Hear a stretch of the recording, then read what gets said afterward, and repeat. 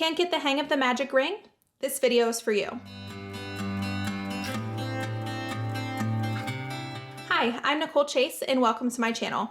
I design fun and colorful amigurumi crochet patterns that are great for any skill level. In this video, I'll be showing you the chain 2 alternative to the magic ring. Of course, this method works great for any yarn if you have trouble with a magic ring, but this method is especially useful whenever you're using a plush yarn that maybe tends to break a bit more whenever you're pulling it tightly. Let's get started. For this magic ring alternative, we'll be starting with a chain 2. So to do that, we will begin with a slip knot. So with 2 fingers, we will be wrapping the yarn away from you. You can use your thumb to hold that yarn against your pointer finger. Wrap around the top of your fingers, around the bottom, and then again around the top, and we'll be creating an X.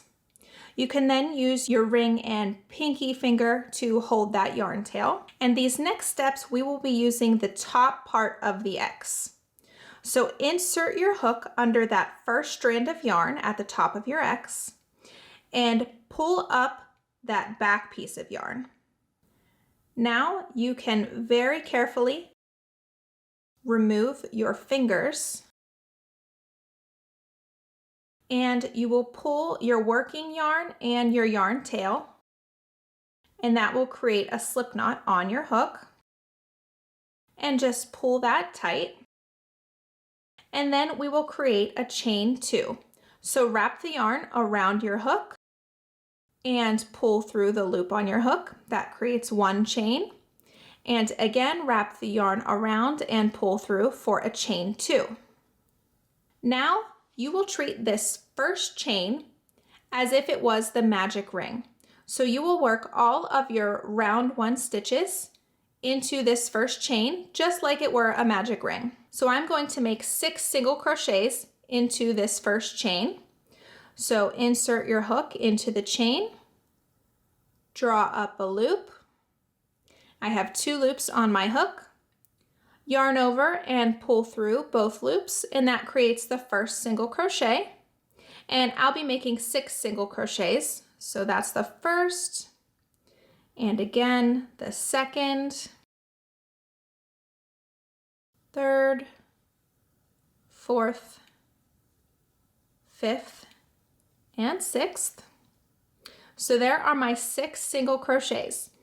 And you can see that there's a bit of a hole there in the middle of the stitches. So with your yarn tail, you will just pull that tight,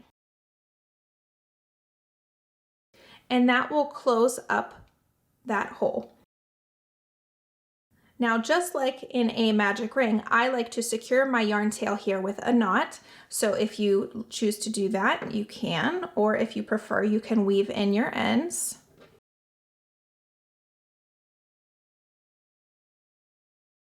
And then you can go ahead and move on to your second round. And that chain 2 acts just like a magic ring would. This method is especially helpful not only if you have trouble getting a magic ring started, but also if you're using a plush yarn that tends to break whenever it's pulled tightly. And here you can see that there is no visible difference between using the chain 2 method to start or using a traditional magic ring. I hope you've enjoyed this video. Thanks for watching.